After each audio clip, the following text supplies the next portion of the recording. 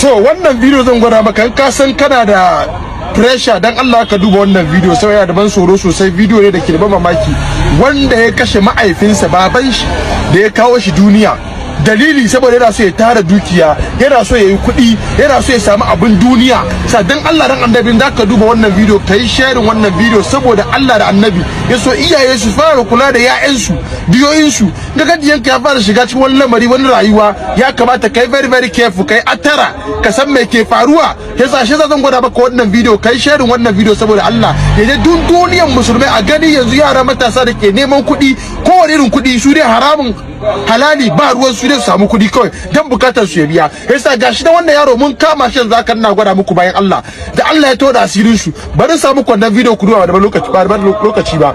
Gashi nan baban shi kenan ya kashe, mahaifinsa kenan ya kashe, ya ka kan baban saboda neman kudi, neman abin duniya. Gashi da an kama shi. Shi yasa muna gwada ma duniya ire-iren waɗannan matasa. In ga abokinka da yawan cewa shi dai shi yayi kudi ko ta wani hanya, to kai very extra careful. Ya je sai baban abinci ne, baban ya ke shi sai mai abinci, ya sai mai abinci, ya sha magani poison cikin wannan magani. Bayan baban ya ci abincin ya ce yana cikin shi, kafin a duba gaba da yake abu ya shirka baban, ana tambayar shi buga baban kai, yana buga baban ya suma, ya dauki wuka, baban na gigimin mutuwa, ya dauki wuka yanka kan baban, ya dauki wuka yanka ya ce da ya ci da kan babansa wai saboda da so yi kuɗi. Dan Allah me za ka yi da kuɗin, me za ka sai da kuɗin? Ka sai gida da mota da mata. Yanzu a gashi da an kama shi ana bashi azaba, ku share wannan bidiyo. Wa'azi ne ga matasa da ke neman kuɗi, suke neman su ko ta wani anya iyayensu za su nemi kuɗin su. To Allah tsine mai irin wannan yara, Allah kai yara mu da irin wannan yara wayanda ba sa neman albarkar iyaye. Babanka da ana yin kuɗi ai, mahaifinka da ana yin kuɗi, ana neman abin duniya, a tara abin duniya dole karfi da yaji, da ba ka zuwa kai shi mahaifinka talaka ne, da shi ma shi yayin kuɗin ko ta wani anya. Amma da yake ba ku da albarka, iyayenka da su za ka nemi kuɗi, da su za ka nemi abin duniya. Yanzu aka yayanka baban shi, wannan tsinannen yaro baban shi yanka. Yanzu kana gani kamar yanzu aka dukan da ake mai, wadansu waya kashe shi, wadansu waya a bar shi a kai shi gidan yari, wadansu waya a yanka shi kamar yadda yanka baban. Kai ma me ra'ayinka game da abin da ya ma'aikata mahaifinsa wannan yaro? Menene ra'ayinka? Kana gani a kai shi jail ne ko dai a yanka shi kamar yadda yanka baban shi, ya ji irin zafin da mahaifin shi ya shiga ciki? Bayan ya buga baba abu kai, ya doki so ya cire kan baban shi. Anya irin wayannan yara dan ka ni gaskiya ba yadda baban shi bane, ban yadda ba. La'alla umman shi ta fita waje ne, sai dan da zai duba idon baban shi ya kashe baban shi, ko dan da zai duba umman sa ya yanka umman sa, wannan dan na bincike ba umman sa bane. Daga asibiti an mata musanya ne, aka sake mata da. To da akwai be possible. Dukiyar da ma kake neman dukiyar ba dan yayin ba, ba dan babanka ba. In ka tara duniya yayin ka ba su amfanin dukiyar ka ba, ina amfanin shi. To gashi wannan yaro ya kashe baban shi so da ya tara duniya, Allah ya tona asirin shi. Shege idan ne wanda Allah ya tsini mai albarka. Ire-iren ku shi Allah ya ci gaba da tona asirin ku. Ba mu tawo muku addu'a wanda kuma ke da irin wannan ra'ayin wannan yaro, shi ma Allah ya tsine mai kuma Allah tona mai asiri. Ire-iren wanda ke neman kuɗi ko ta yaya suke da irin ra'ayin wannan yaro, to Allah ka tona musu asiri. Da za su daki iyayensu su ci maganin kuɗi, Allah ka tona musu asiri. Allah ka biya musu bukatar su duniya lahira. Alhamdulillah. Alhamdulillah. Wato wa sallallahu ala nabiyil karim sayyidina Muhammadin wa ala alihi wa sahbihi wa man tabi'ahum bi ihsanin ila yawmiddin. Bayan haka masu sauraro, assalamu alaikum wa rahmatullah. Yanzu wannan yaron wanda ya yanka mahaifinsa, kamar yadda kuka ji labari, babansa ya aike shi so masa abinci sai ya sanya ma abincin guba. Baban shi a lokacin da wannan guba ta taso masa yana magagin mutuwa, lokacin ya ɗauko yuƙa ya yanke ma baban shi kai saboda abin duniya. Imma abu ɗayan biyu ne, ko dai ta hanyar bokaye ne sun ka ba shi layar ya yi haka, ya je ya kai musu kansu yi mishi wani tsari, ko ko ainihi yana ganin kamar baban shi yana so ya shiga wata hanya ne, yaron baban shi yana hana shi irin wannan hanyoyin wanda ba su kamata ba addinance mutum ya shiga, shi yasa ɗauki wannan mataki. To yanzu ya ɗauki matakin ya kashe wannan yaron, yanzu wa gari ya waya. Irin haka ta taɓa faruwa da wani yaro a Zaria ana ce mishi Sani Kage. Wannan magana da nake gaya muku akalla ta kai sama da shekara 20 tun ina Zaria. Yaron nan shi ma haka ya je ya yi ainihin baban shi ko kuɗi ne ya nema ko wani abu ne ya nema bai samu a wajen baban shi ba. A takaice sai ya je samo man fetur, ya je baban shi yana bacci ya yayyafa masa, ya sanya ashani ya kitta wutan ya biyo shi. Already shi baban shi dama wutan ya kama shi, yana ta bige-bige yana ihu, baban shi ya mutu a haka. Shi ma wutan ta biyo shi ya je ya fada a cikin kwalbati yana ta murgine-murgine, a ƙarke dai shi ma ya mutu. Duniyar ba ta samu ba. Faɗan da baban shi yake mishi akan mummunan hanya da yake bi, to ka gani baban shi yana yi mai wannan abin ya ƙi bari, a ƙarshe ya kashe uban kuma shi ma ya mutu. Kaga yana wuta kenan, son zuciya. Shi ma wannan irin aikin kenan, mummunan aiki da matasa suke yi, wai su alati da sai sun yi dukiya, sai sun yi kuɗi, ko da cikin ainihin mummunan hanya ce.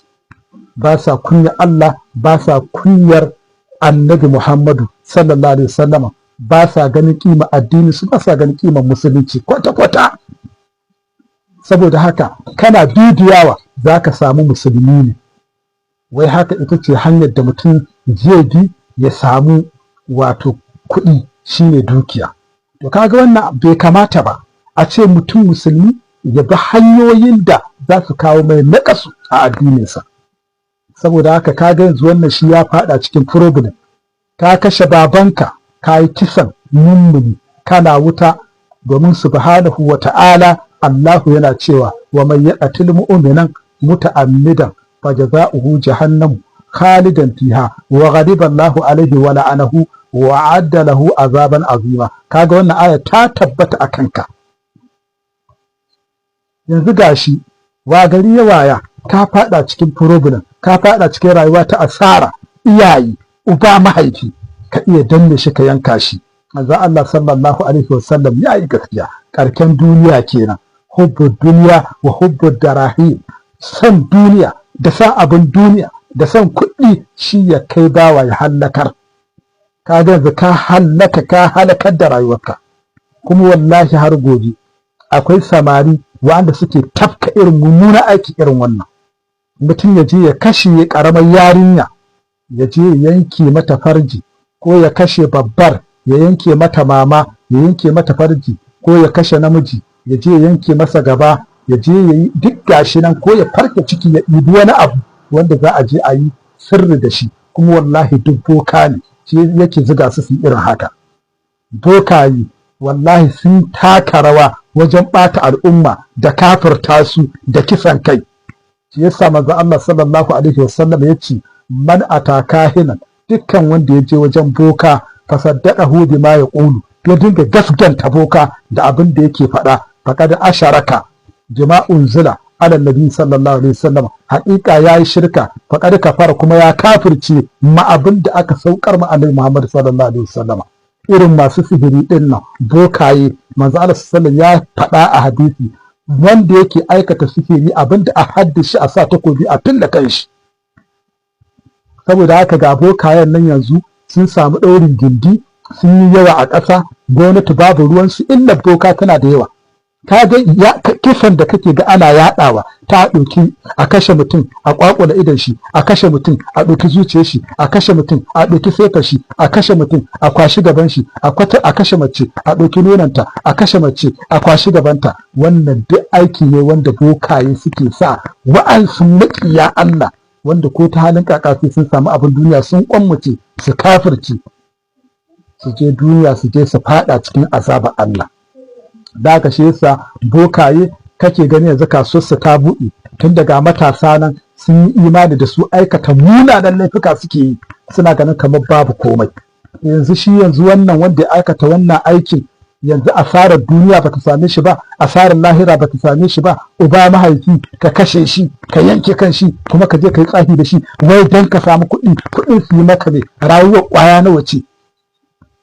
Saboda haka muna jan hankalin matasa, ku ji tsoron Allah, ku dawo cikin hayyacinku, ku dinga aikata aiki na alheri. Wallahi rashin ba kwa karɓar nasiha, rashin ba kwa karɓar wa'azi, rashin ba kwa ainihin karɓar tunatarwa, wallahi shi ke faɗa ku cikin halaka, shi ke afkar da ku faɗa cikin halin da na sani, shi ke faɗar da ku a cikin halin ƙaƙanikai, shi ke afka ku cikin fitina iri-iri.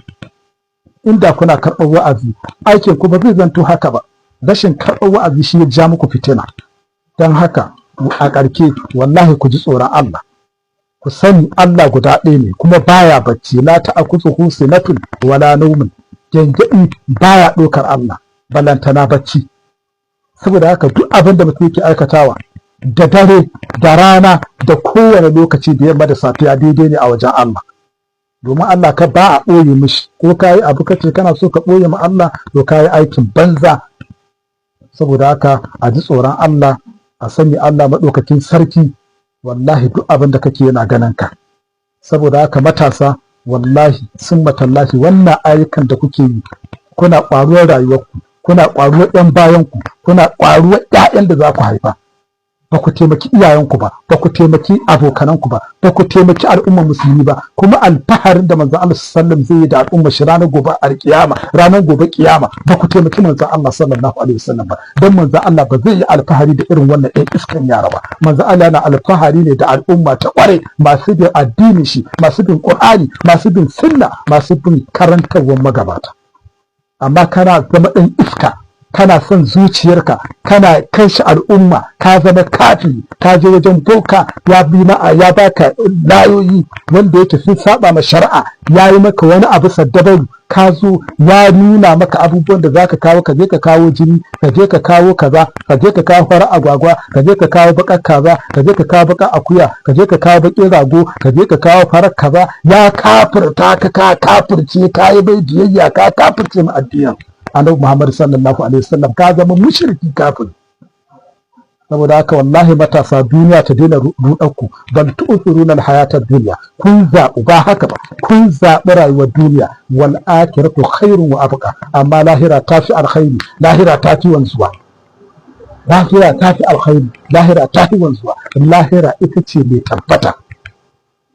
Saboda haka wallahi matasa, ku yi karatun tanasu. Arziki Allah maɗaukakin sarki ya riga ya ƙassama shi tun a cikin cikinka, a cikin 40 Nawawi an riga an yi magana. Saboda haka in kana da rabo za ka yi, ka bi hanyoyi wadda ake neman arziki, hanya ta halakka je ka nema. Abin da Allah ya baka ka zo ka ci da gidanka da shi, wanda bai baka ba ka haƙura.